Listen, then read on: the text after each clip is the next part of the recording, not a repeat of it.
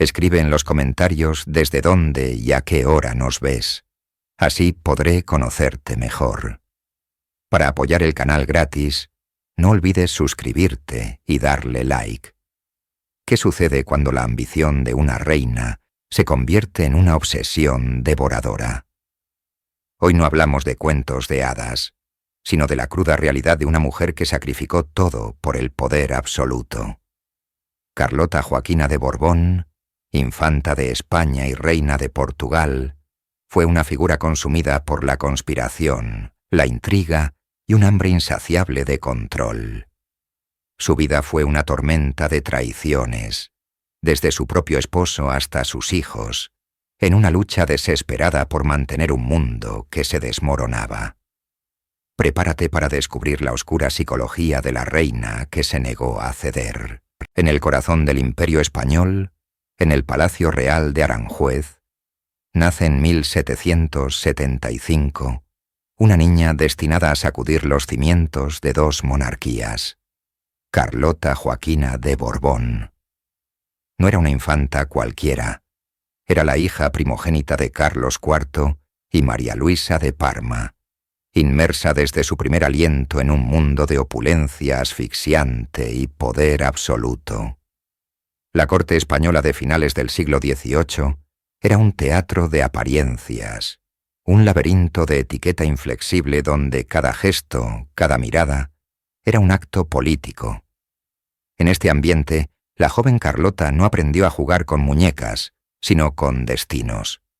Su madre, la reina María Luisa, era una figura dominante y controvertida, una mujer que entendía el poder no como un derecho divino, sino como una herramienta que debía ser empuñada con astucia y, si era necesario, con crueldad. Carlota observaba y absorbía todo. Veía cómo su madre navegaba las corrientes de la corte, cómo manejaba a los ministros y al propio rey. Aprendió que la piedad era una debilidad y la ambición una virtud. Los retratos de Goya de la familia real capturan esta atmósfera, una rigidez casi fúnebre, rostros que ocultan secretos y ojos que revelan una profunda insatisfacción. En los ojos de la pequeña Carlota, Goya pintó una chispa de inteligencia desafiante, una intensidad impropia de su edad. No era la inocencia de una niña lo que se veía, sino la determinación de una futura reina que ya comprendía que el poder no se hereda, se conquista. Su infancia no fue un jardín de juegos, sino un campo de entrenamiento para la batalla que definiría toda su vida, la obsesión por el control total. Para una infanta del siglo XVIII, el amor era un concepto irrelevante, el matrimonio era una transacción de Estado, y para Carlota Joaquina, esa transacción llegó a la temprana edad de 10 años. En 1785, los tronos de España y Portugal buscaron solidificar su alianza a través de la unión más sagrada, y en este caso, más cruel, el matrimonio de sus hijos. Carlota fue prometida al infante Juan de Portugal, futuro Juan VI. Ella tenía 10 años, él 18. Fue un sacrificio infantil en el altar de la diplomacia. Se firmaron los papeles, se celebraron las ceremonias por poderes y la niña fue arrancada de todo lo que conocía. Su viaje desde la bulliciosa corte de Madrid hasta la frontera portuguesa fue más que un simple desplazamiento geográfico. Fue el fin de su infancia y el comienzo de su exilio.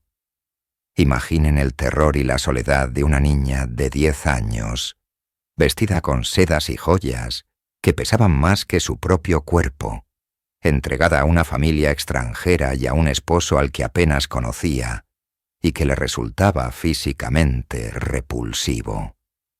Este acto, diseñado para asegurarle un futuro de reina, sembró en ella una profunda semilla de resentimiento y desconfianza.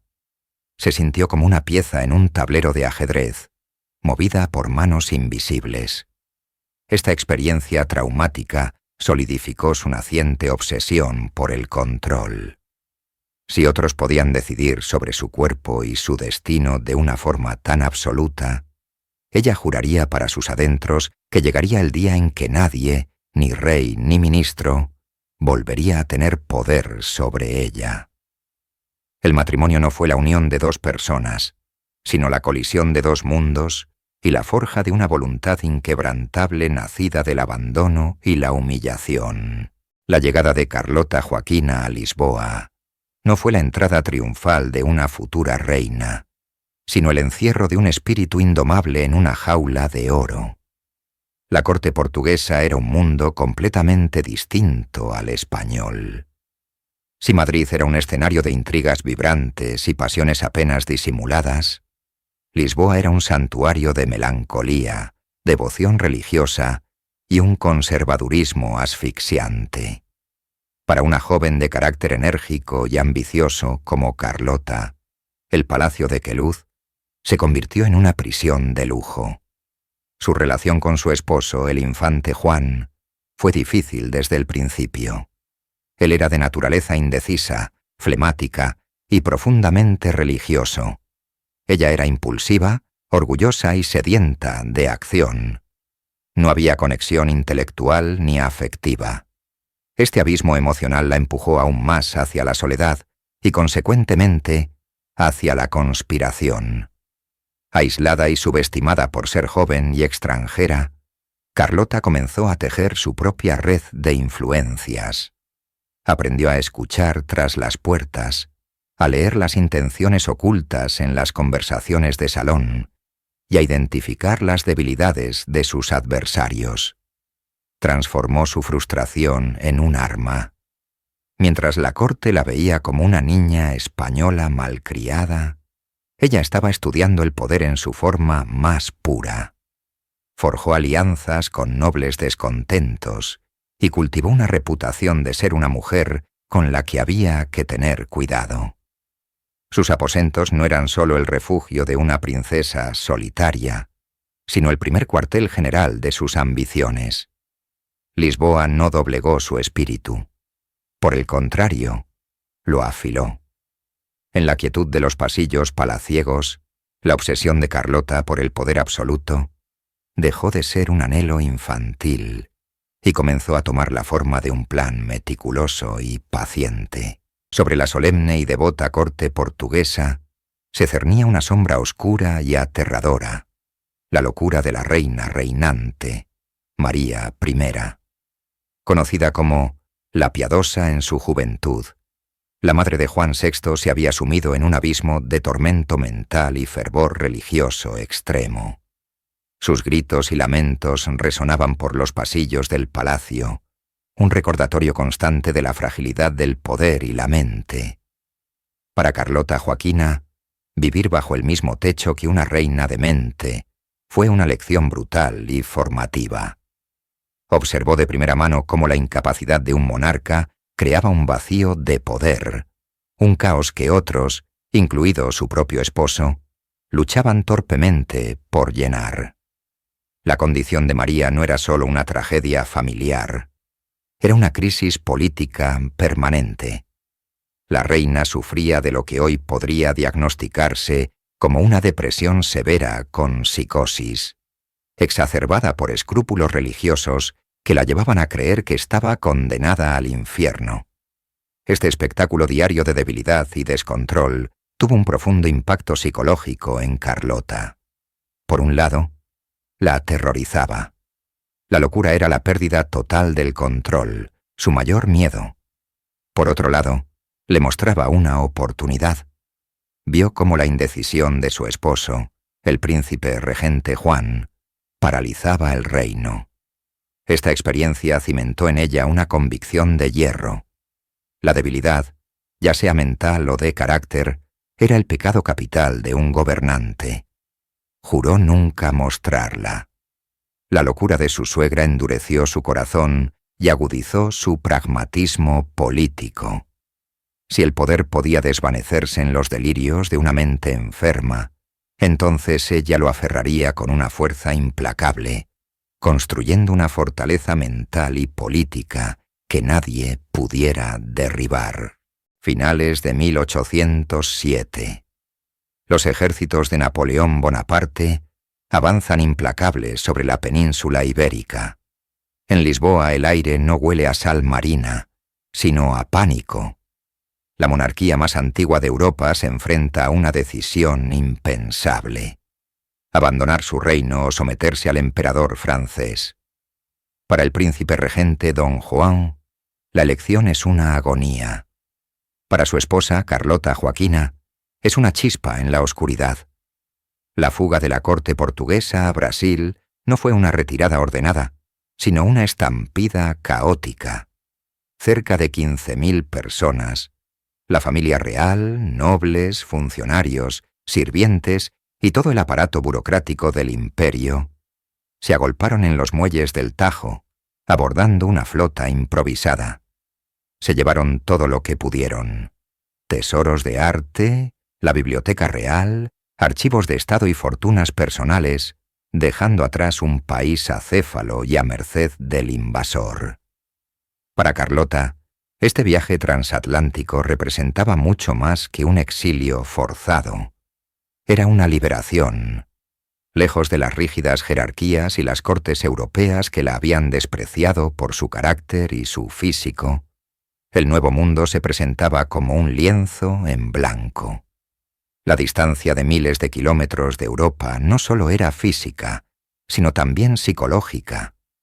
Las viejas reglas parecían disolverse en el vasto océano.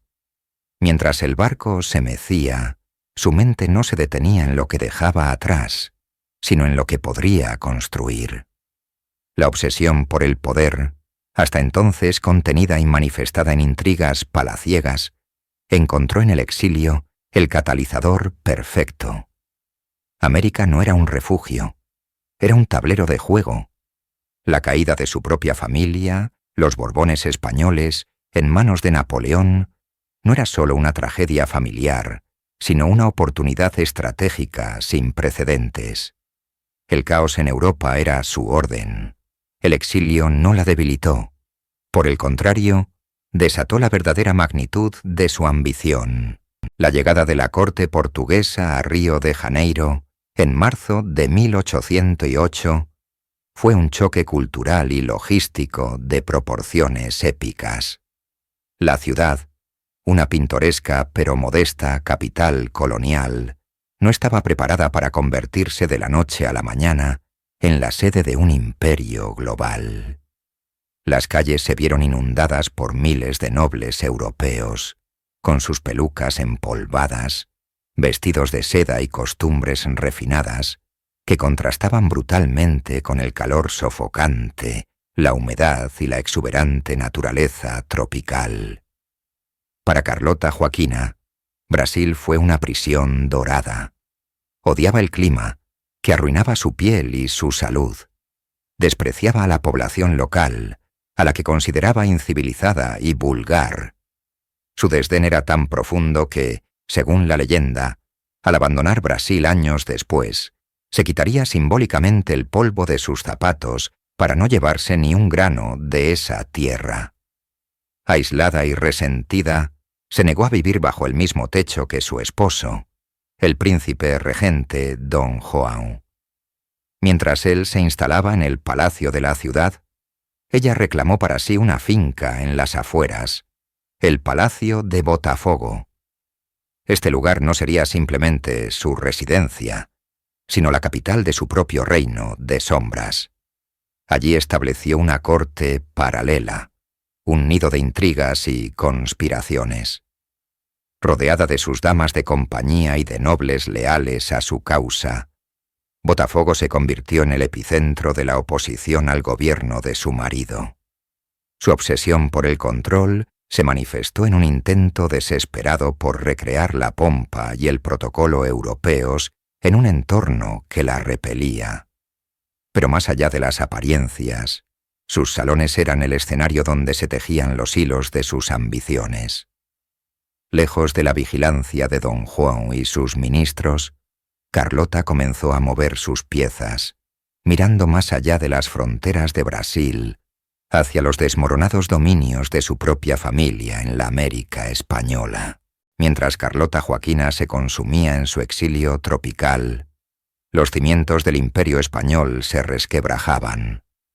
En 1808, Napoleón forzó la abdicación de su padre, Carlos IV, y de su hermano, Fernando VII, colocando a su propio hermano, José Bonaparte, en el trono de España. Este acto creó un vacío de poder sin precedentes en las vastas colonias americanas. Para la reina, esta crisis no era una calamidad, sino la oportunidad por la que había esperado toda su vida.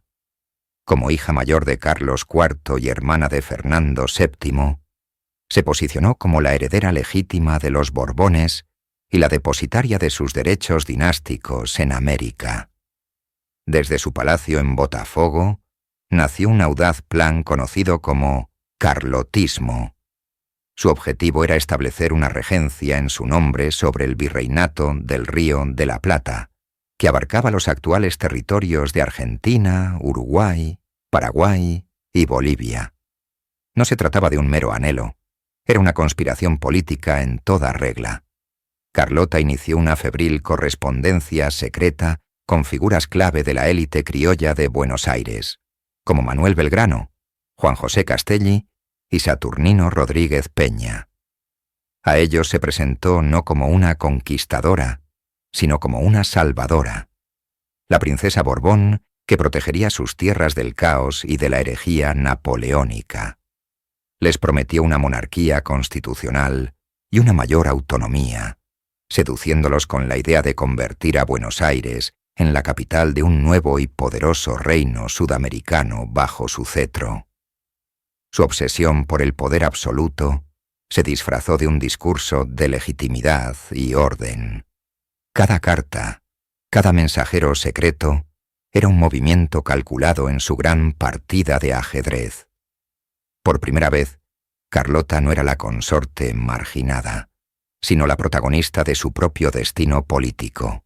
Una jugadora activa dispuesta a redibujar el mapa de un continente para satisfacer su insaciable sed de gobierno. La ambición de Carlota Joaquina de gobernar el Río de la Plata pronto encontró obstáculos insalvables, y el más formidable residía en su propio palacio. Su esposo, el príncipe regente don Juan, y sus asesores más cercanos veían el carlotismo no como una oportunidad, sino como una amenaza directa a los intereses portugueses. Temían que la agresiva política de Carlota provocara un conflicto con España y desestabilizara la precaria paz que mantenían en la región, una paz garantizada por su poderosa aliada, Gran Bretaña, que tampoco veía con buenos ojos la creación de un nuevo imperio bajo el control de la impredecible reina. Don Juan, de naturaleza prudente y cautelosa, se opuso activamente a los planes de su esposa. Ordenó a sus diplomáticos que socavaran las negociaciones y reafirmó su lealtad al cautivo rey español, Fernando VII, desautorizando las pretensiones de Carlota. Para ella, esta oposición no fue solo un revés político, fue una traición personal inaceptable. La frustración de ver su gran proyecto saboteado por su propio marido hizo que su obsesión por el poder se volviera aún más oscura y peligrosa. Si no podía gobernar un imperio externo, entonces tomaría el control del que ya tenía. La conspiración de Carlota se tornó hacia adentro. Según numerosos testimonios y documentos de la época, la reina comenzó a tejer una trama para deponer a don Juan. El plan consistía en declararlo mentalmente incapaz de gobernar, un cargo que no parecía descabellado dada la conocida melancolía y las excentricidades del príncipe. Una vez incapacitado, ella asumiría la regencia de Portugal y Brasil, concentrando todo el poder en sus manos. Este acto de traición representaba el cénit de su ambición. Estaba dispuesta a destruir a su esposo y rey para sentarse en el trono. La reina conspiradora había vuelto sus armas contra su propia casa, transformando la corte de Río de Janeiro en un campo de batalla silencioso y letal, alejada en el palacio de Botafogo, en un exilio dentro de su propio exilio brasileño, Carlota Joaquina se negó a ser una figura decorativa. Mientras su esposo, Dom João, se sumergía en las rutinas de la corte y la administración del vasto territorio, ella construía un mundo paralelo, una telaraña de lealtades y secretos. Su obsesión por el control no podía ser ejercida a través de los canales oficiales, por lo que creó los suyos. En el centro de esta red se encontraba una figura controvertida. João dos Santos, un humilde cuidador de caballos que ascendió hasta convertirse en su hombre de confianza, y según los rumores que incendiaban la corte, su amante. La relación era un escándalo silencioso, una afrenta directa a la autoridad de su esposo, pero para Carlota era una herramienta de poder. A través de él y otros confidentes, estableció un sistema de espionaje formidable. Cada conversación en los salones, cada carta enviada, cada susurro en los pasillos llegaba a sus oídos. No buscaba información por simple curiosidad. La catalogaba, la analizaba y la utilizaba para manipular a sus enemigos y recompensar a sus aliados. Este círculo íntimo no solo le proporcionaba consuelo en su aislamiento, sino que se convirtió en su verdadero gabinete de gobierno. Era un gobierno en la sombra, alimentado por el resentimiento y la ambición, donde la lealtad se compraba y la traición se pagaba cara. Carlota transformó su ostracismo en una fortaleza, perfeccionando el arte de la intriga. Mientras el rey gobernaba el imperio, ella gobernaba sus secretos, convencida de que el conocimiento oculto era el arma más afilada en la lucha por el poder absoluto que tanto anhelaba. Mientras Carlota tejía sus redes en Brasil, el mundo que había conocido en Europa se desmoronaba.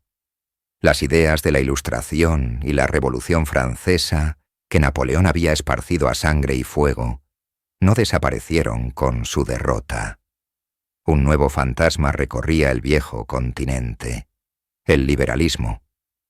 Para Carlota Joaquina, este concepto era más aterrador que cualquier ejército. Su obsesión con el poder no era genérica, era una devoción fanática por una forma específica de gobierno. La monarquía absoluta por derecho divino. En su mente, el rey no era un simple jefe de Estado, sino el representante de Dios en la tierra, una figura cuya voluntad era ley y cuya autoridad no podía ser cuestionada, ni por el pueblo, ni por ninguna constitución.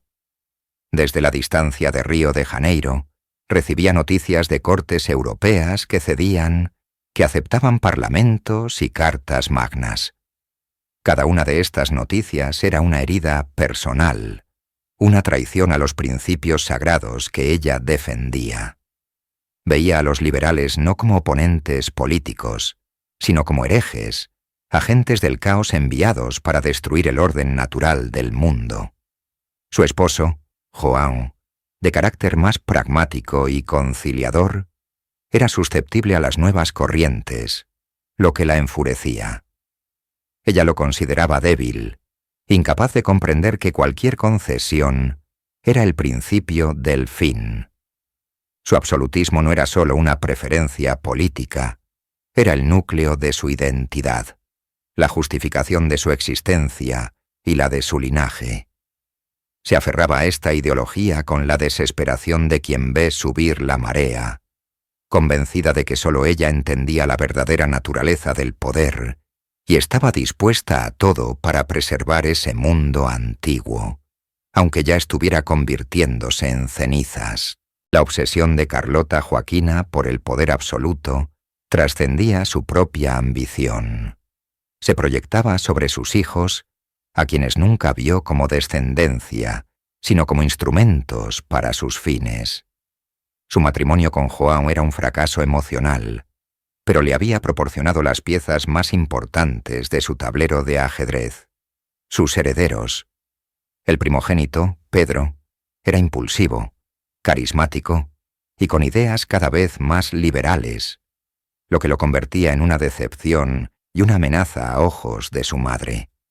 Aunque era el futuro rey, Carlota desconfiaba profundamente de él, viéndolo como una extensión de la debilidad de su padre. Por ello, volcó todas sus esperanzas y su veneno manipulador en su segundo hijo, Miguel. Él era su favorito, el reflejo de sus propias convicciones absolutistas. Desde niño, lo adoctrinó en el odio a las constituciones y en el desprecio por la voluntad popular. Le susurraba al oído historias de la gloria de los monarcas absolutos, envenenando su mente contra su propio padre y hermano. Carlota fomentaba activamente la rivalidad entre Pedro y Miguel, una táctica clásica de «divide y vencerás», aplicada a su propia familia. Su objetivo era claro. Si no podía reinar directamente, lo haría a través de un títere que compartiera su ideología. Miguel era el candidato perfecto. Lo moldeó para ser su campeón, el futuro restaurador del absolutismo que ella tanto anhelaba. Cada gesto de afecto era una lección de política, cada consejo maternal, una orden para una futura conspiración.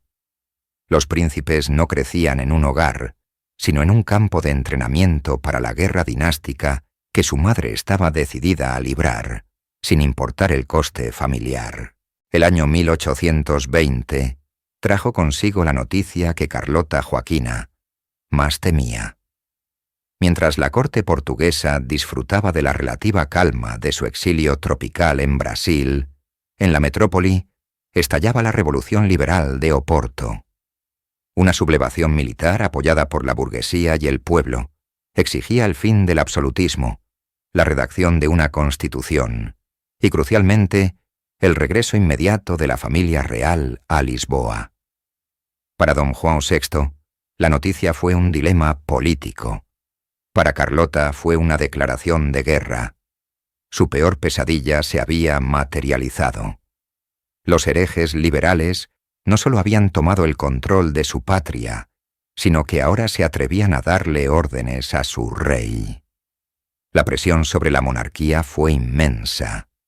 Permanecer en Brasil significaba arriesgarse a perder el trono portugués para siempre. Ceder y regresar implicaba someterse a la humillación de jurar una constitución, un acto que para Carlota era una blasfemia, una renuncia al derecho divino que consideraba sagrado.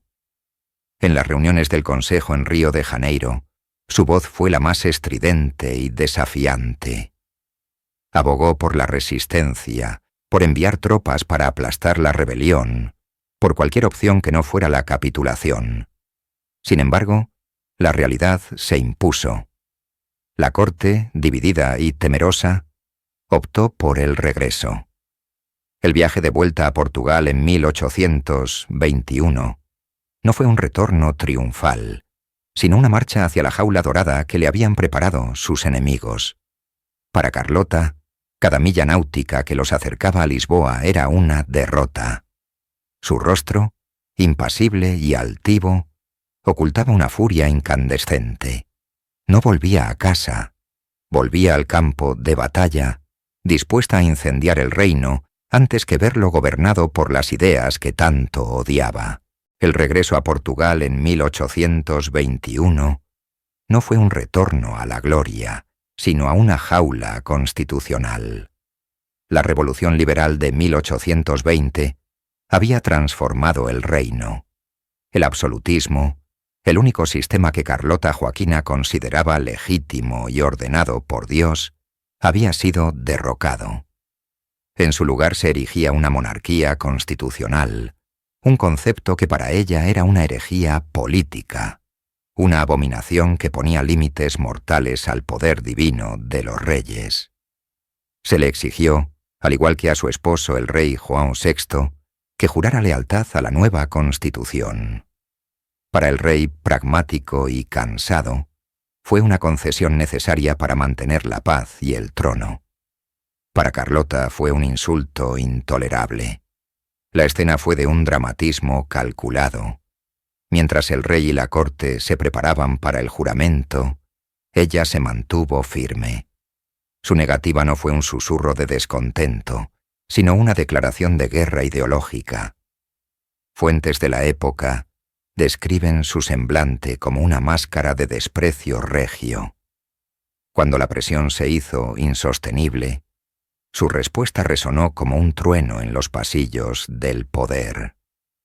Prefería la muerte antes que jurar lealtad a un documento redactado por hombres que usurpaban la autoridad de Dios. Esta no era una simple terquedad, era la manifestación más pura de su obsesión. Para ella, el poder no se negociaba, no se compartía y ciertamente no se sometía a un pedazo de papel. Su negativa la convirtió instantáneamente en el estandarte de la facción absolutista, un faro para todos los que anhelaban el regreso del antiguo orden. Se aisló deliberadamente, transformando su reclusión en un acto de desafío. Cada día que pasaba sin jurar la Constitución era una victoria simbólica, un recordatorio constante de que la verdadera reina de Portugal no se doblegaría ante las modas liberales. La negativa de Carlota Joaquina a jurar la Constitución no fue un mero gesto simbólico. Fue la primera salva en una guerra abierta por la restauración del poder absoluto. Viendo en su hijo menor, el infante Don Miguel, un reflejo de su propia ambición y fervor absolutista, encontró al instrumento perfecto para sus planes. Juntos, se convirtieron en el epicentro de la conspiración contrarrevolucionaria. En mayo de 1823, el plan se puso en marcha. Don Miguel, al frente de un regimiento militar que le era leal, se levantó en armas en la localidad de Vilafranca de Xira, dando nombre al golpe, la Vilafrancada. El objetivo era claro y brutal: abolir la Constitución liberal y obligar al rey Juan VI a reinar de nuevo como un monarca absoluto.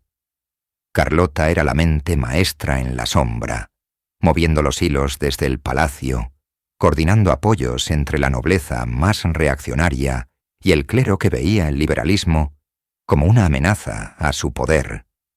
La tensión en Lisboa era palpable. El gobierno constitucional se tambaleaba, el ejército estaba dividido y el rey, atrapado entre su deber constitucional y la presión de su propia familia, vacilaba. Por un momento, pareció que la obsesión de Carlota se haría realidad. Sin embargo, Juan VI, subestimado por su esposa e hijo, jugó una carta inesperada. Mostrando una astucia política que pocos le atribuían, se unió a las fuerzas de su hijo, pero en lugar de abolir la Constitución por completo, prometió reformarla, calmando a los liberales moderados y desactivando el ímpetu del golpe. La Vilafrancada fracasó en su objetivo final de una restauración absolutista total, pero fue una victoria parcial para Carlota. La Constitución fue suspendida y el rey recuperó parte de su poder. Para la reina, esto no era suficiente. Era solo un ensayo, una prueba que le demostró que la victoria estaba al alcance de su mano. El fracaso parcial de la Vilafrancada solo sirvió para endurecer la determinación de Carlota Joaquina. Si su esposo no estaba dispuesto a ser el rey absoluto que ella demandaba, entonces debía ser apartado. Su siguiente conspiración, la Brilada de 1824, fue mucho más audaz y peligrosa, un ataque directo al corazón del poder, incluso si ese corazón era su propia familia. Esta vez, el plan no era solo presionar al rey, sino tomar el control total. El complot, nuevamente ejecutado por su hijo Don Miguel, consistía en un golpe de Estado fulminante. La excusa fue una supuesta conspiración masónica para asesinar a la familia real.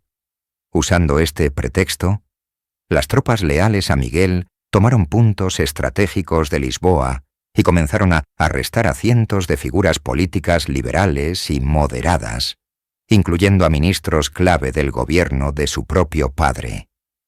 El rey Juan VI se convirtió, en la práctica, en un prisionero dentro de su propio palacio, aislado y rodeado por los soldados de su hijo. El objetivo final de Carlota era forzar la abdicación de Juan VI y proclamar a Miguel como rey, o al menos como regente con poderes absolutos, con ella como la indiscutible eminencia gris detrás del trono. Era la culminación de su obsesión por el control, una jugada en la que estaba dispuesta a sacrificar a su marido y enfrentarse a su hijo mayor, Pedro, quien desde Brasil observaba con alarma los acontecimientos. La ciudad vivió días de terror y confusión. Sin embargo, la reina y su hijo subestimaron la red de lealtades que aún protegía al monarca. Con la ayuda del cuerpo diplomático extranjero, especialmente del embajador británico, el rey Juan VI logró escapar del palacio y refugiarse en un buque de guerra británico anclado en el Tajo. Desde esa posición de seguridad, desautorizó a su hijo, ordenó la liberación de los prisioneros y aplastó la rebelión. La abrilada había fracasado estrepitosamente. Esta vez, no habría perdón. El fracaso de la abrilada marcó el fin de la carrera política activa de Carlota Joaquina. El rey Juan VI, finalmente empujado al límite por la traición de su esposa e hijo, actuó con una firmeza que sorprendió a todos. Don Miguel fue obligado a exiliarse en Viena, lejos del centro de poder que tanto codiciaba. Para Carlota el castigo fue diferente, quizás psicológicamente más cruel. No fue exiliada del país, sino de la corte. Fue confinada bajo estricta vigilancia en el Palacio de Queluz, el mismo palacio rococó que había sido escenario de fiestas y celebraciones en su juventud. Ahora se convertía en su prisión dorada. Este exilio interior fue una tortura para una mujer cuya existencia se alimentaba de la intriga política y el ejercicio del poder. Estaba físicamente cerca del trono, pero infinitamente lejos de cualquier influencia. Se le prohibió participar en asuntos de Estado, y sus visitas fueron severamente restringidas. Las paredes que antes escuchaban sus conspiraciones, ahora solo le devolvían el eco de su fracaso. Sin embargo, su espíritu absolutista no se quebró. Aislada, se convirtió en un mártir para la causa reaccionaria. Su encierro la transformó en un símbolo aún más potente de la resistencia contra el liberalismo. Desde Queluz, continuó conspirando en la medida de sus posibilidades, escribiendo cartas y manteniendo contactos secretos con sus partidarios, alimentando la llama de la guerra civil que se avecinaba. Su obsesión por el poder no disminuyó con el encierro. Simplemente se destiló, volviéndose más concentrada y amarga. El palacio se convirtió en una extensión de su propia mente, un lugar de recuerdos regios, planes frustrados y un odio inextinguible hacia el nuevo mundo que la había hecho prisionera.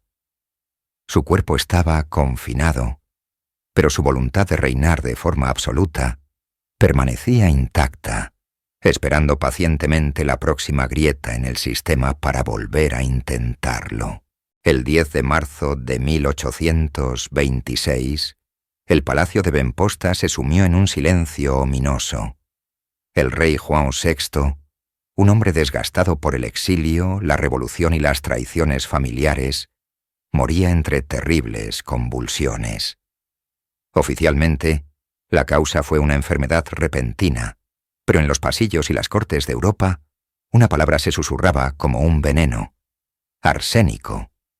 Y todas las miradas se volvieron hacia una sola persona, la reina Carlota Joaquina. Durante años, ella había visto a su esposo como un obstáculo. Él era débil, conciliador, y había aceptado la humillante constitución liberal. Su muerte era la llave que abriría la puerta al poder absoluto para su hijo predilecto, Miguel. La oportunidad y el motivo eran innegables. Carlota, aunque confinada, mantenía una red de leales dentro del palacio, capaces de acceder a la comida del rey. Los síntomas de João, dolor abdominal agudo, vómitos, sed insaciable, eran consistentes con el envenenamiento por arsénico, un método de asesinato político tan antiguo como el poder mismo.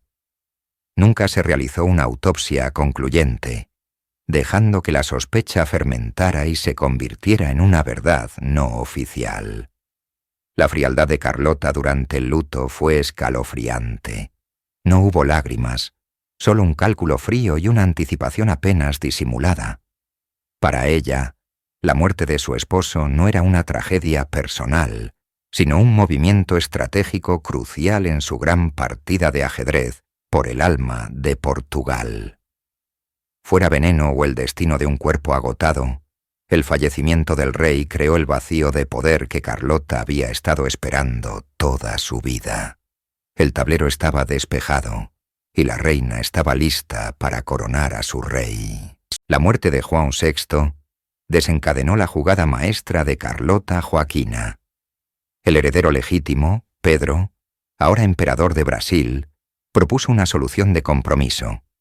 Abdicaría en favor de su hija de 7 años, María da Glória, quien se casaría con su tío Miguel. Miguel actuaría como regente y juraría lealtad a la Carta Constitucional Liberal. Para Carlota, esto era una herejía inaceptable. Desde su palacio, se convirtió en la arquitecta de la contrarrevolución. Alentó a Miguel, llenando su cabeza con visiones de gloria y poder divino, convenciéndolo de que su juramento a los liberales era una farsa necesaria. En 1828, Miguel, con el respaldo de la facción absolutista avivada por su madre, disolvió las Cortes y se proclamó rey absoluto Miguel I.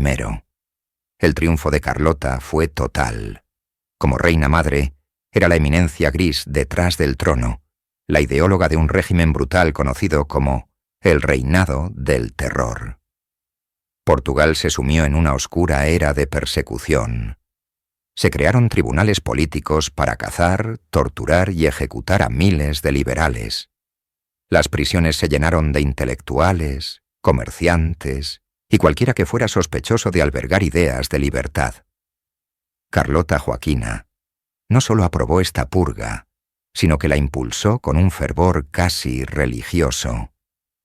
Veía la violencia como una herramienta necesaria para purificar el reino de la plaga liberal. Su obsesión por el poder absoluto ya no era una conspiración en la sombra, era la política oficial del Estado, escrita con la sangre de sus oponentes. Había convertido a su hijo en un tirano y a Portugal en su feudo personal. Carlota Joaquina no viviría para ver la caída final de la tiranía que ayudó a construir.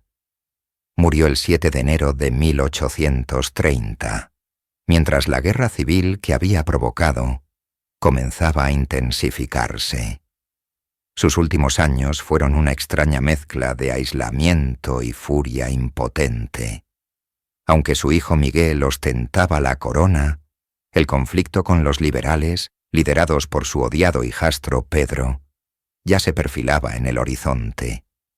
Confinada en el palacio de Queluz, el mismo lugar que había sido testigo de sus primeras intrigas, Carlota se convirtió en una prisionera de su propio éxito. Su salud se deterioraba rápidamente, su cuerpo finalmente sucumbía a décadas de estrés, enfermedad y una rabia que la consumía por dentro. Sin embargo, su espíritu absolutista permaneció intacto, inflexible como el acero. Rodeada de un pequeño círculo de leales, continuó escribiendo cartas, intentando dirigir la causa desde su lecho de enferma.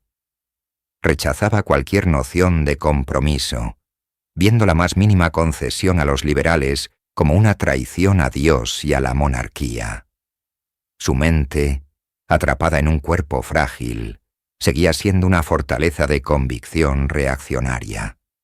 Vivió lo suficiente para ver a su hijo en el trono, pero también para sentir los primeros temblores del terremoto que lo derrocaría.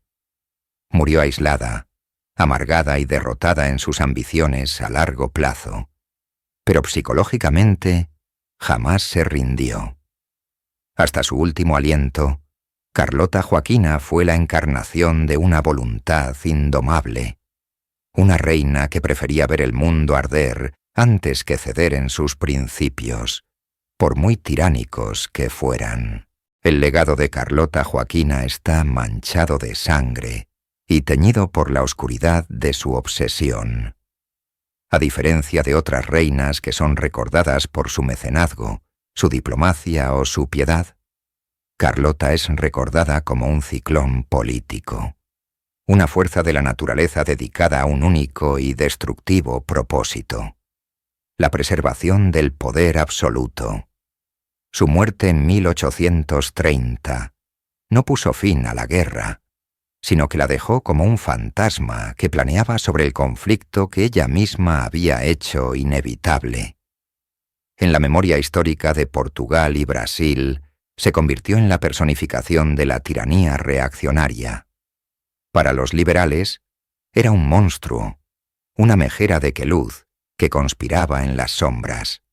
Para los absolutistas, fue una santa patrona, una defensora inquebrantable de la tradición y el derecho divino. La verdad, como siempre, reside en la complejidad de su psique. Era una mujer de innegable inteligencia, coraje y una voluntad férrea, cualidades que en otro contexto podrían haberla convertido en una gran líder. Sin embargo, canalizó toda esa formidable energía en la represión, la conspiración y el fomento del conflicto. Su incapacidad para adaptarse a los nuevos tiempos, su desprecio por las ideas de libertad y su patológica necesidad de control la convirtieron en una figura trágica y aterradora. Su historia no es solo la de una reina, sino un estudio profundo sobre la psicología del poder. Nos muestra cómo la convicción puede convertirse en fanatismo y cómo la ambición, despojada de toda empatía, se transforma en una fuerza capaz de desgarrar a una familia y a una nación. Carlota Joaquina no construyó un imperio. Dejó tras de sí las ruinas de una idea y una advertencia eterna sobre los peligros del poder absoluto.